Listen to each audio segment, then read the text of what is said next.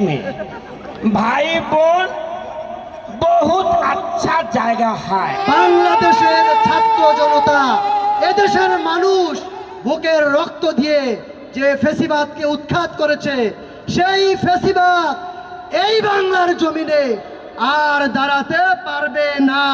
পূজাটা কাকে করেছেন? কাকে করেছেন? বাকশালের প্রতিষ্ঠার আগে আপনারা পূজা করেছেন।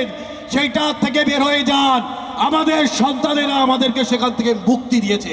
সাংস্কৃতিক কার্যক্রম সব সময় বিপ্লবকে এক ধাপ এগিয়ে দেয়, আর বর্তমান সময় সবচেয়ে বেশি জরুরি এই সাংস্কৃতিক চর্চা করা। আমি হচ্ছে তামিজ জামান, বৈষম্য বিরোধী ছাত্র আন্দোলনে শুরু থেকেই ছিলাম, মাঠে ছিলাম। চেষ্টা করছি যেন আমাদের এই বৈষম্যটা দূর হয়। মানুষ আমাকে চেনে, ঠিক আছে, কথা কম বলতে হবে, খেলা হবে। দেখুন খেলা কে খেলবে, কে বিজয়ী হবে সেটা জনগণ বলবে, কিন্তু খেলা হবে। জীবন কাটে যুদ্ধ করে, প্রাণের মায়া সাঙ্গ করে, জীবনের স্বাদ নাহি পায়। ঘর বাড়ি ঠিকানা নাই, দিন রাত্রি জানা নাই, চলা সীমানা সঠিক নাই।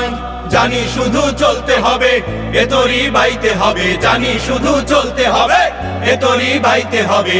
আমি যে সাগর মাঝি রে। প্রাণের চক্রীয় এই আমার মাতৃভূমি বাংলাদেশের জন্য এটা ছিল শুধুমাত্র একটি টিউটোরিয়াল। আমরা শহীদদের স্মরণ করতে চাই, শহীদদের প্রতি সম্মান জানাতে চাই। সেই জায়গা থেকে মনে হচ্ছে আমাদের সবচেয়ে সুন্দর এবং পবিত্র স্থান হচ্ছে শহীদ মিনার। এই জন্য আমরা শহীদ মিনারকে বেছে নিয়েছি এবং আমাদের এই আয়োজনটি কোনো রাজনৈতিক দলের ব্যানারে নয়, কোনো সংগঠনের ব্যানারে নয়।